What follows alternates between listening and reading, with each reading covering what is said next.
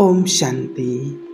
हर समस्या का समाधान आपके ही हाथ में होता है, बस हमें उसे समझना होता है। समझने की कोशिश करिए, समझना बहुत आवश्यक है क्योंकि अगर आप लाइफ को आसान बनाना चाहते हैं तो चीज़ों को समझना बहुत ज़रूरी है। और समझना क्या है, हमें सबसे पहला जो परमात्मा ने डायरेक्शन दिया है कि मैं कौन हूँ, कहाँ से आया हूँ, क्या यहाँ कर रहा हूँ, ये पढ़ाई-लिखाई, पैसा, ये सब कुछ है क्या? और जब आप इसको समझ जाएँगे, और आज लोगों को इसको समझने का टाइम नहीं है, लेकिन आपको आज समझाने की कोशिश करेंगे।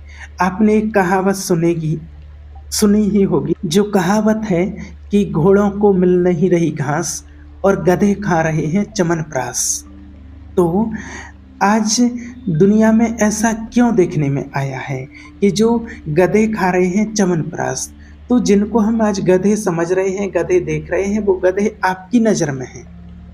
इस बात को समझना, आप उसको गधा कैसे कह रहे हैं कि आता-जाता कुछ है नहीं उसको, पढ़ने में ढाढक्कन था, पढ़ता कुछ नहीं था, कुछ नहीं आता था, कितनी बार 10वीं में फेल हो गया, फिर भी इसकी नौकरी लग गई। और एक मैं हूँ जो मुझे सब कुछ आता है, फिर भी मेरे साथ ऐसा क्यों हो रहा? मुझे नौकरी क्यों नहीं मिल रही है? ऐसा क्यों? आपने वो तो सुना ही है कि जहाँ पर कृपा राम की हुई तहाँ पर कृपा करे सब कोई। तो देखिए ऐसा क्यों होता है कि गधे खा रहे हैं च्यवनप्राश? तो वो गधे तो सिर्फ आपकी नज़र में हैं। वो जो गधे हैं, जो सोच रहे हैं, वो आप सोच रहे हैं ऐसा। लोग सोचते हैं कि अरे ये तो गधा है। देखिए यहाँ पर 2 चीज़ें चलती हैं, एक वो जिसको हम देखते हैं, हम अपने हिसाब से देखते हैं उसको, कि इसको कुछ नहीं आता है, स्कूल कभी जाता नहीं था, 10 बार फेल हो गया है। ये हो गया है हमारा नज़रिया। अब एक होता है ऊपर वाले का नज़रिया कि वो उसके जीवन में बरकत कैसे आएगी। तो ये पढ़ाई-लिखाई, ये चीज़ें अलग हो गई, ये अपनी जगह है और हम उसको अपने नज़रिए से देखते हैं कि अनपढ़ है, गँवार है। लेकिन ऊपर वाला अलग नज़रिए से देखता है कि इसके भाव कैसे हैं लोगों के प्रति, घरवालों के प्रति, माँ-बाप के प्रति और अदर लोगों के प्रति कैसा व्यवहार करता है।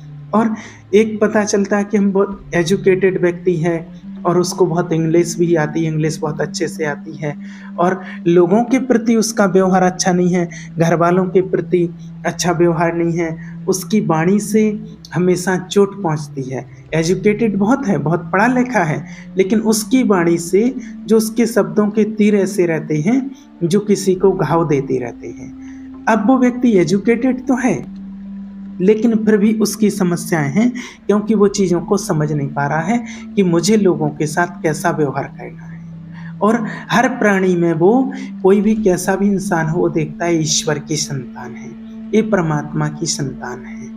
हर व्यक्ति में, हर इंसान में वो मानवता को देखता है और वो सोचता है कि ये भी ईश्वर की संतान और मैं भी ईश्वर की संतान हूँ, तो मैं क्यों इसको दुःख दूँ? मैं क्यों इसको परेशान करूँ? मुझे कोई ऐसी बात नहीं बोलनी जिससे इसका मन दुखे। हमारे जीवन में देखिए जो कुछ भी होता है, वो कहीं न कहीं हमने किसी को कुछ दिया है, कुछ बोला है, कुछ किया है, उसी के कारण से होता है। आज मान लीजिए आप कहीं जाते हैं और किसी व्यक्ति को आप पूछते हैं, पूछने के 2 तरीके होते हैं। एक होता आपने किसी को बोला कि भाई क्या बात है, बहुत दिन से तो तैयारी कर रहे हैं, अभी तक नौकरी नहीं मिली है क्या? तो आप उसको हर्ट कर रहे हैं और उस समय वो हर्ट होता है व्यक्ति, तो उस समय उसकी वाइब्रेशन कैसी निकलेगी? आप उसके पास जाना पसंद नहीं करेंगे, उससे बात करना पसंद नहीं करेंगे, ऐसी वाइब्रेशन आपके पास उसके लिए निकलेगी और आप उसके लिए हमेशा कैसा सोचेंगे, उसके प्रति नेगेटिव, यानी कि आपकी जो वाइब्रेशन है वो नेगेटिव जाएगी उस व्यक्ति के लिए, ऐसा होता है। और जब हम किसी का मन दुखाते हैं, जब हमारी वाणी से कोई ऐसे शब्द निकलते हैं, उसको हर्ट होता है, उसका मन दुखी होता है, तो वो वाइब्रेशन हम तक पहुंचती है और उसका असर कहीं न कहीं हमारे ऊपर ज़रूर होता है। फिर कहीं न कहीं हमारा काम बनता हुआ और वो वाइब्रेशन अटका देती है। इस बात को आप नोट कर लेना कि जो किसी की हाय मिली है, कुछ भी हुआ, बददुआ मिली है, तो वो वाइब्रेशन है, वो आपके होते हुए काम को अटका देगी। ये बात आपको कोई नहीं बताएगा। इन चीज़ों को जब आप समझोगे, तब आपके जीवन में काम बनने लगेंगे। काम बहुत आसान है, कोई बड़ी चीज़ नहीं है।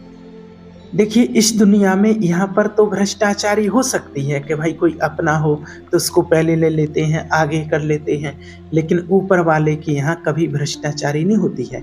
वहाँ ऐसा नहीं होता है कि इसको ज़्यादा दे दो, इसको थोड़ा कम कर दो, ये तो ऐसा है, नहीं।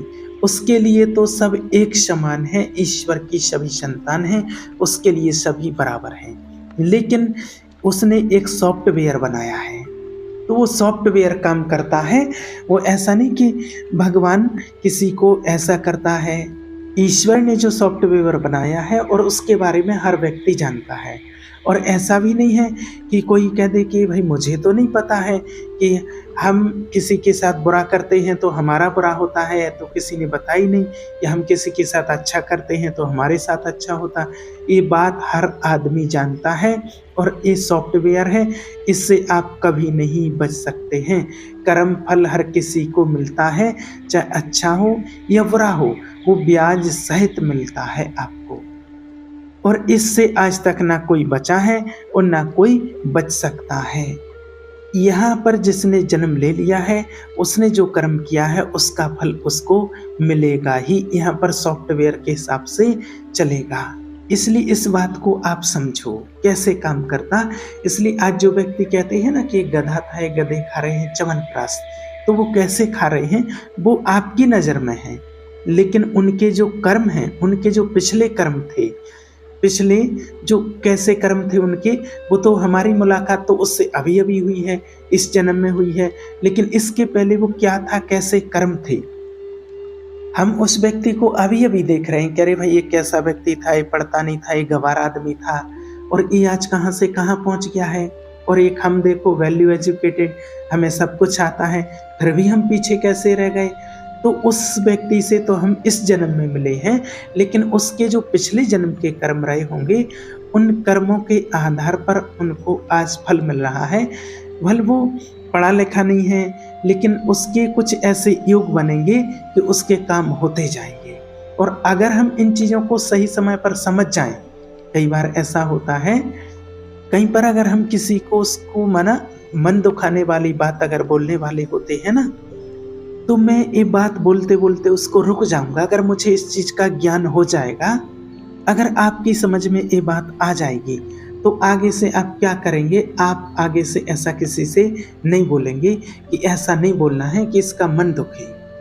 अब उससे हो सकता है कि उस व्यक्ति को फर्क तो ना पड़े, लेकिन अगर आपने किसी व्यक्ति को मन दुखाने वाली बात बोली, तो उसके अंदर से जो वाइब्रेशन निकलेगी वो मुझ तक जरूर पहुंचेगी।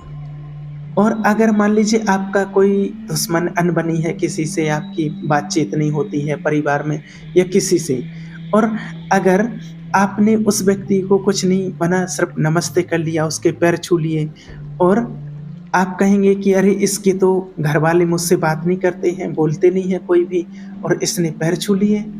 और आप खुद मना रख के देखो अपनी जगह, उस व्यक्ति की जगह अपने आप को रख के देखो कि उस तक वो वाइब्रेशन आपकी कैसी जाएगी, अच्छी जाएगी। वाह क्या बढ़िया बालक है, इसके पिताजी तो मेरे से बात नहीं करते हैं।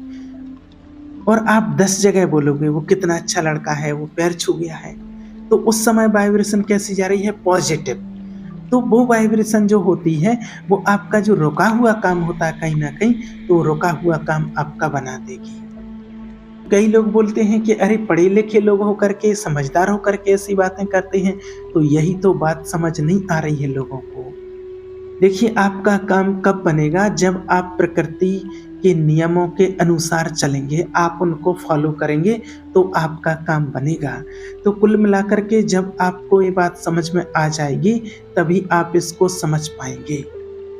प्रलब्ध और पुरुषार्थ क्या होते हैं जो हमारे जीवन में साथ साथ चलते हैं। देखिए जो प्रलब्ध क्या होता है, अब प्रलब्ध क्या होता है, देखिए एक होते हैं हमारे जो हम जो कर्म करते हैं, वो तो सभी जानते हैं कि कर्म का फल मिलता है और कर्म ही वो प्रारब्ध के रूप में हमें मिलते हैं।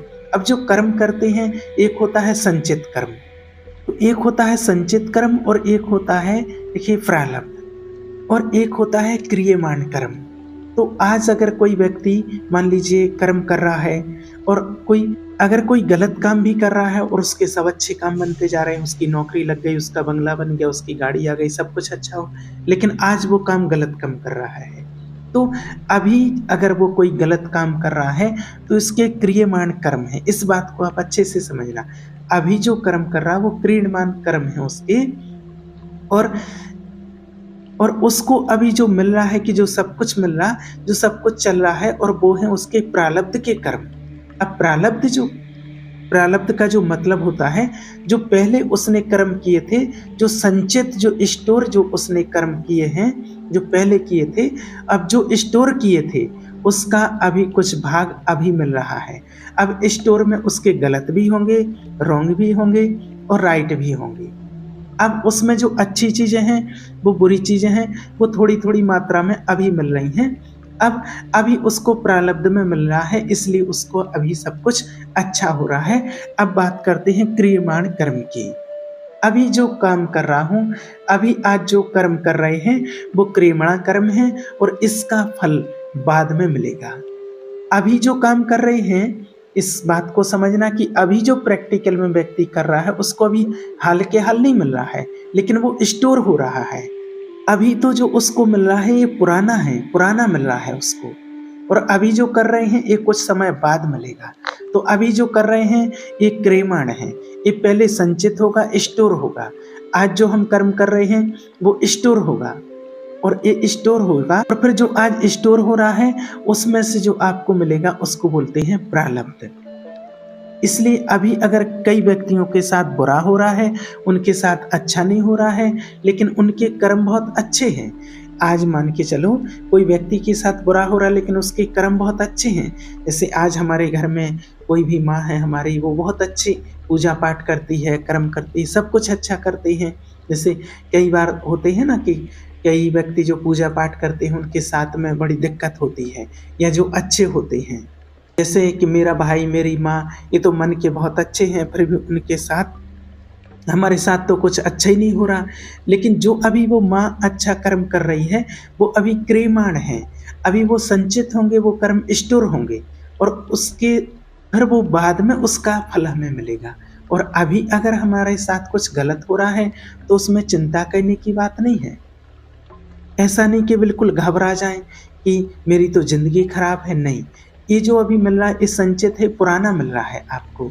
अभी वाला जो आप देख रहे हैं कि अपनी माताजी को कि मेरी माँ सब कुछ अच्छा कर रही, भाई सब कुछ अच्छा कर रहा, पिताजी सब कुछ अच्छे कर रहे हैं, तो वो स्टोर हो रहा है और वो आगे आपको मिलने वाला है। तो ये सिस्टम है पूरा। तो अभी जो जिनको कहते हैं कि गधे खा रहे हैं च्यवनप्राश, तो वो च्यवनप्राश अभी वही खा रहे हैं जो पुराने जो कर्म हैं उनके, वो इतने बढ़िया हैं कि अभी वो भले कुछ नहीं, इंटेलिजेंट नहीं, कुछ नहीं जानते, पढ़ भी नहीं रहे हैं, फिर भी पता चलता है कि उसका नाम आ गया नौकरी में। क्यों? क्योंकि हमारी नज़र में वो गधा है, क्योंकि अभी हम उससे मिले हैं, लेकिन ऊपर वाले की नज़र में वो सच्चा व्यक्ति है, क्योंकि कर्म का फल तो उसको मिलना ही था, है ना? क्योंकि उसने पहले अच्छे कर्म किए थे। इसलिए ये बात हर कोई नहीं समझता है, इसलिए ऐसा बोला जाता है। तो इससे क्या होता है कि जो हमारे क्रियमाण कर्म है, जो वर्तमान के कर्म हैं, वो कैसे होना चाहिए? हमेशा अच्छे। और ये नहीं सोचना चाहिए कि मेरे साथ बुरा हो रहा है, मैं अच्छा कर रहा हूँ। तो जो अभी प्रैक्टिकल में अभी जो बुरा हो रहा है, वो हमारे पूर्व के कर्मों के अनुसार हो रहा है। अभी भी अगर आप ऐसा कर्म करने लगते, बहुत सारे लोग ऐसा सोचते, अरे ऐसा कुछ नहीं होता है, ये तो सब फालतू की बातें हैं, और अगर ऐसा करने लगते हैं तो उनका वो सिस्टम जो प्रारब्ध वाला है वो चलता ही रहता, उनके जीवन में कुछ अच्छा होने वाला नहीं है, क्योंकि पूर्व का खराब था और अभी वर्तमान में खराब कर रहे हैं। वो जब दोनों मिलेंगे तो विस्फोट हो जाएगा। और अगर पुराना जो खराब है और अभी मिल रहा है तो वो खत्म हो जाएगा, और फिर आपका नया शुरू हो जाएगा, अच्छा हो जाएगा। ये सिस्टम होता है। और प्रारब्ध का मतलब किस्मत भी होता है। कई लोग कहते हैं कि अरे इसकी किस्मत तो बहुत बढ़िया है, ये तो सब कुछ बढ़िया खा रहा है। तो देखिए किस्मत किसने करी अच्छी, किसने बनाई? भगवान ने थोड़ी बनाई है कि भगवान ने एक की किस्मत अच्छी बना दी, एक की किस्मत खराब लिख दी। नहीं, ऐसा नहीं होता है। उस व्यक्ति की जो कहते हैं जिसकी किस्मत अच्छी है इसलिए खा रहा, तो वो किस्मत अच्छी भी उसी ने बनाई है अपने कर्मों के द्वारा। ऐसा नहीं है कि भगवान ने आपकी किस्मत खराब कर दी, आपके पड़ोसी की किस्मत अच्छी बना दी। नहीं, आपके ही जो कर्म थे उसके हिसाब से ही आपकी किस्मत बनी है। आपके ही कर्म से आपकी किस्मत बनती है। अगर आप अपने घर में, परिवार में माता-पिता या किसी की भी सेवा करते हैं, बाहर किसी की सेवा करते हैं, तो सेवा का मेवा ज़रूर मिलता है। और सेवा करते टाइम हो सकता है कोई बुजुर्ग लोग होते हैं, तो वो गालियाँ देते हैं सेवा करते टाइम, तो हम सोचते हैं अरे मैं तो सेवा कर रहा हूँ, ये गालियाँ दे रहे हैं। तो वो उसके कर्म उसके साथ जाएँगे, आपके कर्म आपके साथ जाएँगे। ऐसा नहीं कि वो गालियाँ दे रहे हैं तो आप सेवा ही नहीं कर रहे, नहीं। वो आपका काम है सेवा करना और उसका फल आपको 100% ज़रूर मिलेगा। कई बार क्या होता है, मान लीजिए कि 2 दोस्त हैं और एक कहता है कि मुझे परीक्षा नहीं देनी है। एक बहुत होशियार है, पढ़ा लिखा है बढ़िया, और वो परीक्षा देने जाता है और वो कहता है अरे चल तुम भी बैठ ले परीक्षा में, क्या करेगा? फालतू घूम कर के क्या करेगा? तो उसने ही उसका फॉर्म भरा है और वो ही परीक्षा में बिठाने के लिए ले जाता है, परीक्षा हॉल में बिठाने के लिए ले जाता है और बाद में पता चलता है कि वो जो परीक्षा नहीं देना चाहता था और उसका सिलेक्शन हो गया और जो पढ़ा लिखा था, वो ऐसे ही रह गया है। तो वो बिना पढ़े ऐसे कैसे हो गया? क्योंकि उसका जो फ़ॉर्म वो आपने नहीं भरा था, वो भरवाया गया है, क्योंकि उसके जो कर्म ऐसे थे और उनके अच्छे कर्म थे और वो आपने फ़ॉर्म भी भरा और वो साथ में भी ले गए और उसका आज सिलेक्शन भी हो गया। ये होता है कर्म का प्रभाव। इसलिए जब भी आप ये समझ जाते हैं तो कोई भी आगे से ऐसा काम ना करें कि जिससे किसी को तकलीफ पहुँचे। फिर हम भगवान को दोष देते हैं कि भगवान ने मेरे साथ ऐसा किया। भगवान कभी ऐसा नहीं करता है। आपके ही कर्म के अनुसार आपको फल मिलता है। इसलिए आज भी अगर आप किसी का मन दुखाते हैं घर में, परिवार में या बाहर, तो आपको ऐसा नहीं करना है। ये देना, किसी को दुःख देना आपसे आप बंद करें, क्योंकि जब किसी का मन दुखेगा ना, तो वो आपको अंदर से वो नेगेटिव ऊर्जा आएगी और वो आपका बनता हुआ काम बिगड़ जाएगा और बिगाड़ देगी और फिर आप कहेंगे कि मैंने तो इतना सब कुछ बढ़िया किया है, फिर मेरे साथ ऐसा क्यों हुआ? तो आपके साथ आपने ही करवाया है। और ये चीज़ जिसको समझ में आ गई, वो फिर गलत नहीं करेगा, वो गलत करते-करते रुक जाता, किसी का गलत पर वो सोचता भी नहीं है। अगर किसी के बारे में सोच लेते इसका एक्सीडेंट हो जाए, इसकी टाँग टूट जाए, तो उसकी नहीं टूटेगी।